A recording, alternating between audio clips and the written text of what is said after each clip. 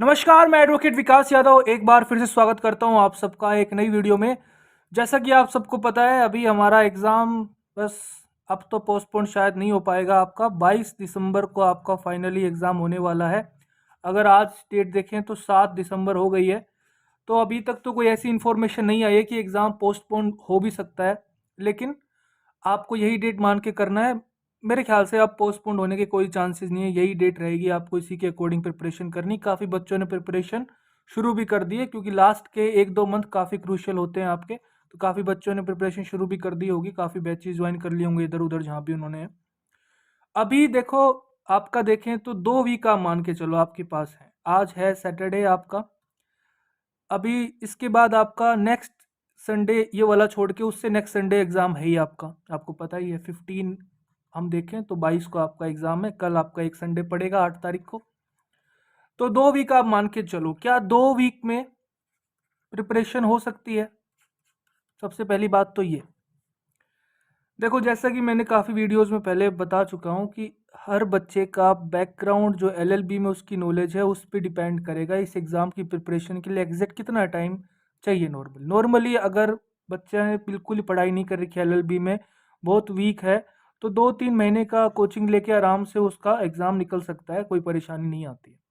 थोड़ा सा और वीक है तो लास्ट के 1-1.5 महीने में थोड़ा सा और ध्यान से अगर उसने इधर उधर से थोड़ा और एक्स्ट्रा पढ़ लिया तो हो जाता है आराम से, कोई इतनी परेशानी नहीं आती।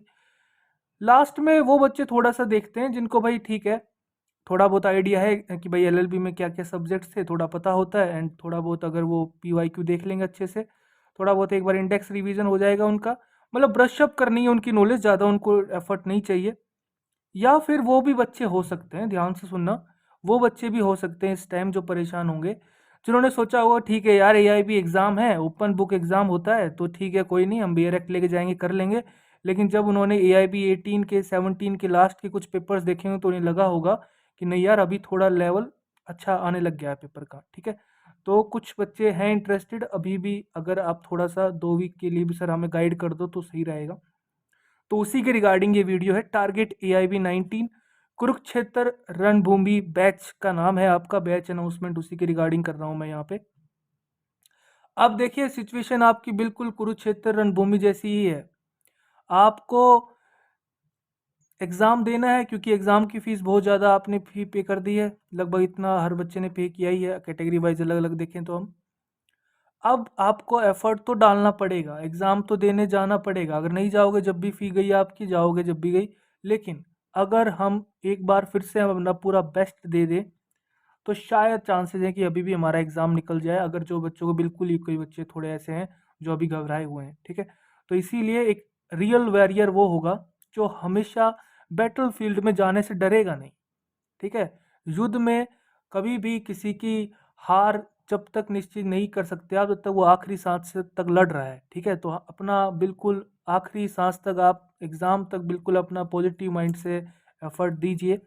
कोई भी नेगेटिविटी अपने दिमाग में मत लेके आइए, तो वो ज़्यादा आपको हेल्प करेगा इस एग्ज़ाम में पास करने के लिए, कि हाँ, अभी भी काफ़ी टाइम है, हम थोड़ा कर सकते हैं।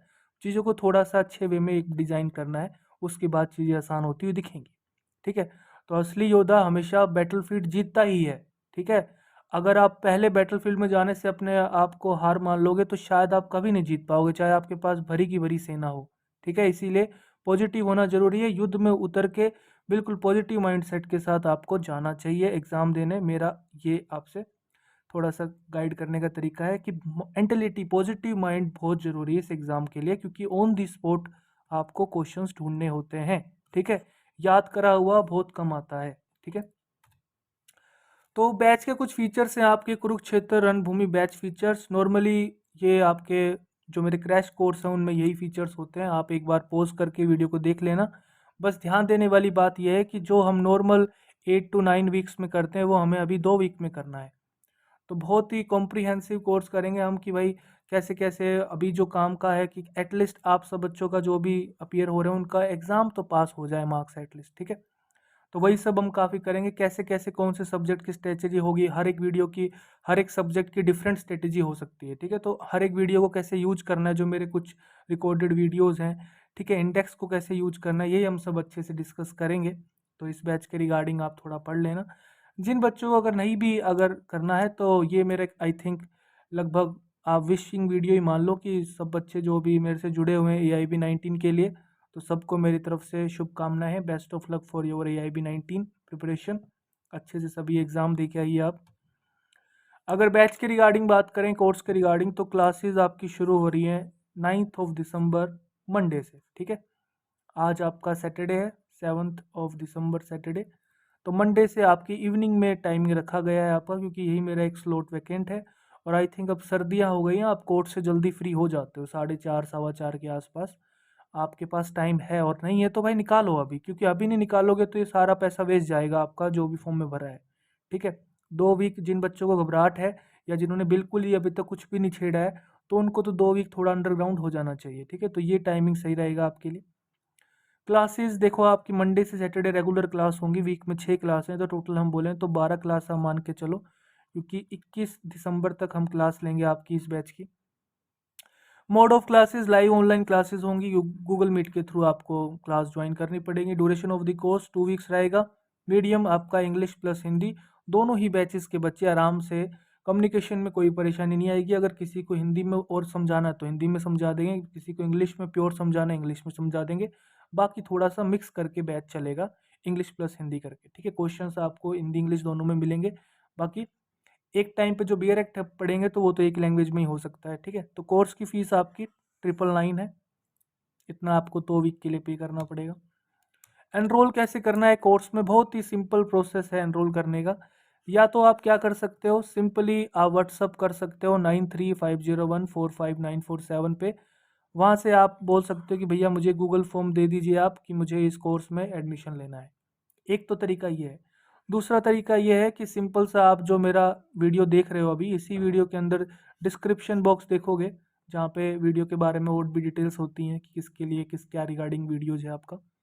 तो वहाँ पे आपको गूगल फॉर्म लिंक मैं अटैच कर दूंगा, तो आप वहाँ से भी डायरेक्ट फॉर्म फिल करके सबमिट कर सकते हो। ठीक है, जैसे ही आपका फॉर्म सबमिट हो जाए, आपके पास आपकी रिसिप्ट पहुँच जाए मेल पे कि आपने फॉर्म भर दिया है, क्योंकि आप कॉपी आपकी मेल पे भी जाएगी। एक बार व्हाट्सअप पे इन्फॉर्म कर दीजिए 9350145947 कि भाई हमने अच्छे से हमारा जो भी फॉर्म था सब कुछ फिल कर दिए, सारी डिटेल्स दे दी हैं। उसके अंदर सब कुछ है, आपका फ़ी पे करने के लिए QR कोड भी है। जो भी स्टेप्स हैं उनको फिल करिए, सारा फॉर्म सबमिट कर दीजिए। एक बार इन्फॉर्म कर दीजिए, रिमाइंड कर दीजिए कि भाई हमारा फॉर्म सबमिट हो गया। उसके बाद जो आपने फॉर्म में रजिस्टर्ड आईडी दी होगी, उसके बाद जैसे हमें पता चलेगा आपका फॉर्म सबमिट हो गया, आपको इनविटेशन भेज दिया जाएगा उसी रजिस्टर्ड ईमेल आईडी पे। आप उसको एक्सेप्ट करना है, बस एक क्लिक एक्सेप्ट कीजिए, आपकी क्लास शेड्यूल हो जाएगी। गूगल क्लासरूम ऐप आपको एक बार डाउनलोड करना पड़ेगा, यहाँ से आपको सारी इन्फॉर्मेशन दे दी जाएंगी जैसे एक बार आप ग्रुप में बैच में ऐड हो जाओगे। ठीक है, आई थिंक सारे डाउट क्लियर हो गए। अगर अभी भी कोई डाउट है तो आप कमेंट सेक्शन में अपना डाउट पूछ सकते हो, या फिर जो व्हाट्सअप नंबर है वहाँ पे अपना कोई भी डाउट पूछ सकते हो। वीडियो अच्छा लगा है तो वीडियो को लाइक करिए, खुश रहिए, मुस्कुराते रहिए, देश का ख्याल रखिए। जय हिंद।